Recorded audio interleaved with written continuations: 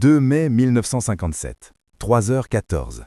La sonnerie retentit dans le logis de Bumpy Johnson, au Smalls Paradise. Nul ne contactait ce poste à 3h du matin, sauf pour un décès ou un péril de mort. Bumpy répondit. Aucune parole, juste une attention. La tonalité à l'autre bout de ligne oscillait, contenue mais instable. « Monsieur Johnson, ici Frank Costello. J'ai sollicité votre appui. » Bumpy se redressa.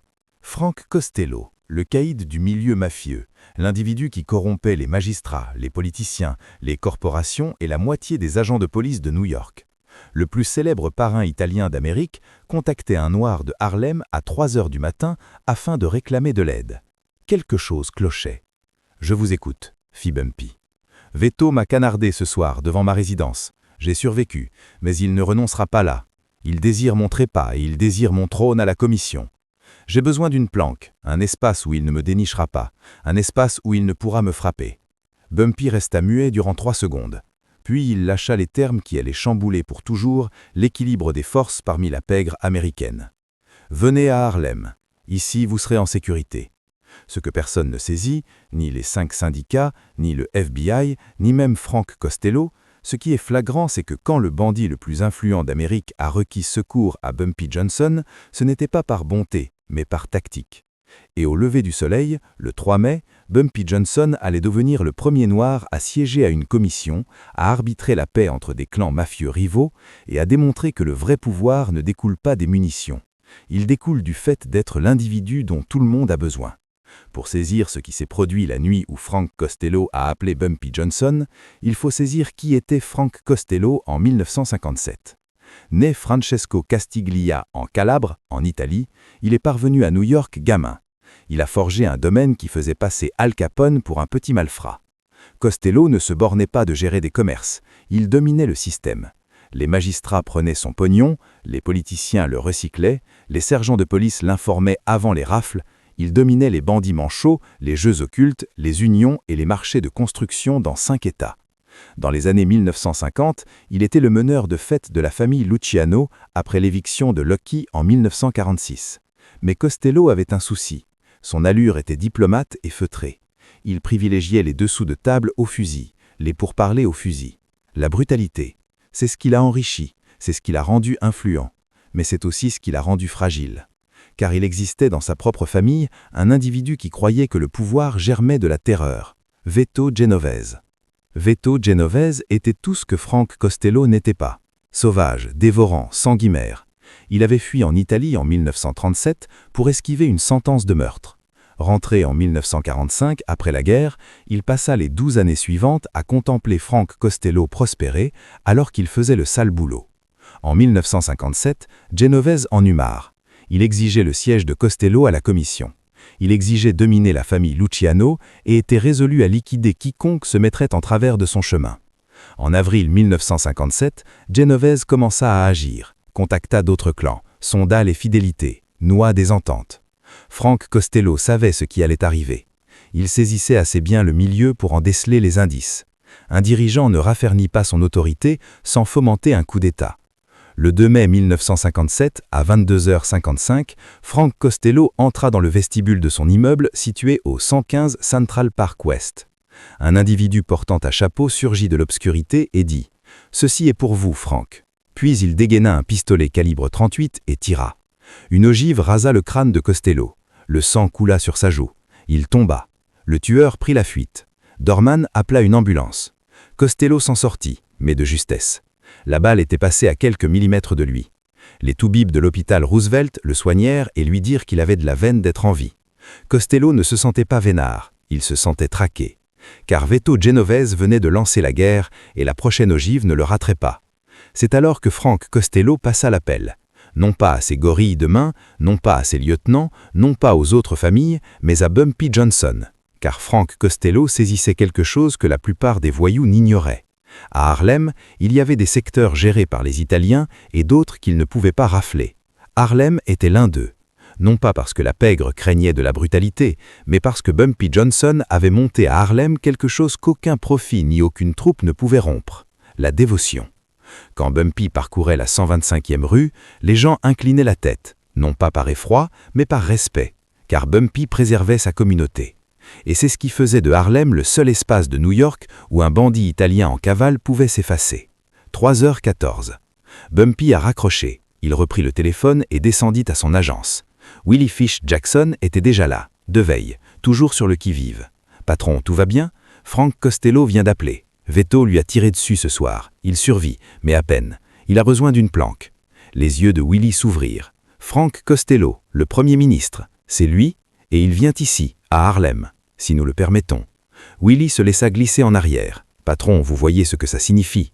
Si nous dissimulons Costello, Genovese va le prendre comme un acte de guerre. Il pourrait dépêcher des tueurs. Il pourrait tenter de saisir Harlem. » Bumpy sourit. « Genovese ne touchera pas à Harlem. Parce que s'il le fait, il nous lance une guerre tout en affrontant Costello. Et c'est une guerre qu'il ne peut gagner. Pas en essayant de commander la commission. » Willie réfléchit. « Donc, en dissimulant Costello, nous nous préservons aussi. » Exactement. Et en plus, Frank Costello est l'individu le plus influent de New York. Si nous le protégeons maintenant, alors qu'il a le plus besoin de nous, nous obtiendrons sa fidélité. Et sa fidélité lui donnera accès aux magistrats, aux politiciens, aux fonds, à l'information. Ce n'est pas de la bonté, mon gars, c'est un investissement. Où allons-nous le loger? Bumpy se leva. L'endroit le plus sûr de Harlem, l'ancienne maison de ville de Stephanie Sinclair en Edgecamp Avenue. Personne ne sait qu'elle est encore détentrice, personne n'y soncerait. Et elle est blindée. Barreaux en fer, porte blindée, visibilité parfaite. Willie acquiesça. Je m'en occupe. Quand arrive-t-il? Ce soir, avant l'aube. Dis à Juni de le chercher à l'hôpital Roosevelt. Pas de chauffeur, pas de filature, juste Juni et une voiture. Willie partit. Bumpy s'approcha de la vitre, contempla Harlem assoupi sous les lampadaires et sourit. Frank Costello demandant de l'aide n'était pas une signe de faiblesse, mais une opportunité. 4h37. Juni Bird s'arrêta à une entrée de service de l'hôpital Roosevelt. Moteur tournant, phares éteints, Frank Costello monta dans l'arrière en tenue d'hôpital sous un grand parteau, la tête enrobée, du sang encore visible. Il monta à l'arrière sans dire un mot. Juni traversa Manhattan vers le nord, franchit la limite de Harlem et s'arrêta au 409 Edgecamp Avenue, un immeuble de 4 étages en briques brunes, obscur et silencieux. Bumpy attendait. Frank Costello monta calmement les steps, regarda Bumpy et lui tendit la main. « Merci. » Bumpy la serra. « Entre. Tu es en sécurité ici. » Ils entrèrent dans la maison de ville. Bumpy avait préparé. Le 2e étage, une chambre, une salle de bain, de la nourriture, des médicaments, une ligne téléphonique isolée, tout ce dont Costello aurait besoin. Frank s'assit sur le lit, harassé, souffrant, mais vivant. « Le veto va persister, » murmura-t-il. « Je le sais.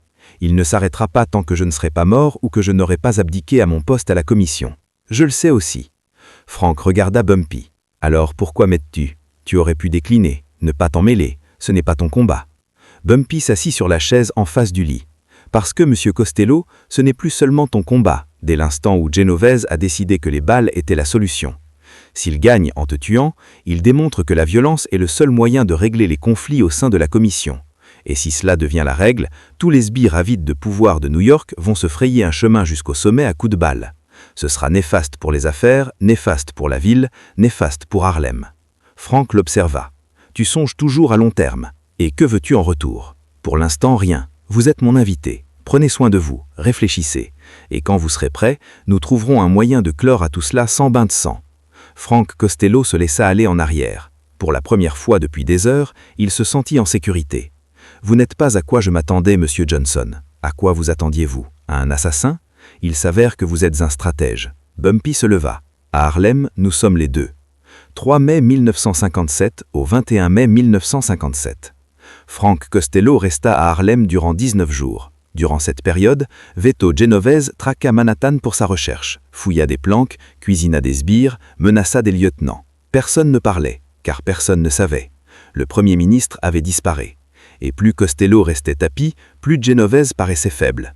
Bumpy rendait visite à Frank tous les soirs. Il parlait non seulement de la guerre contre Genovese, mais de tout. La politique, les juges, la commission, le fonctionnement du crime organisé, les luttes de pouvoir. Et peu à peu, Bumpy commença à assimiler comment fonctionnaient les 5 familles, qui devaient des services, qui nourrissaient des haines, qui pouvaient être convaincus. Et Frank Costello commença à voir Bumpy Johnson autrement, non plus comme un truand de Harlem, mais comme son égal. Le 15 mai, une semaine après le début de leur clandestinité, Frank posa une question à Bumpy. « Si je démissionnais et que je donnais à Genovese ce qu'il veut, est-ce que ça mettrait à tout ça ?» Bumpy secoua la tête. Genevieve ne veut pas seulement ton siège, il veut tu mort. Car tant que tu es vivant, tu es une menace. Démissionner ne te sauvera pas. Ça te rendra juste plus facile à tuer. Que faire? Tu as rompu sa paix. Mais pas avec Genovese, avec la commission. Frank, la commission ne se réunira pas tant qu'il y aura une guerre familiale locale. C'est la règle. Alors on change la règle, dit Bumpy. Tu convoques une réunion, une session d'urgence. Tu réunis tous les chefs et tu les obliges à choisir entre la violence de Genovese et la stabilité de Costello. Tu provoques le vote. Ils se rangeront du côté de celui qui paraîtra le plus fort. Exactement. Alors on te fait paraître plus fort. Comment? Bumpy se pencha en avant. Tu entres à cette réunion vivant, en bonne santé, sans peur, avec moi à tes côtés. Les yeux de Frank s'ouvrirent. Toi? Moi? L'homme que Genevieve n'a pas pu te dénicher? L'homme qui t'a préservé pendant 3 semaines pendant que Genovese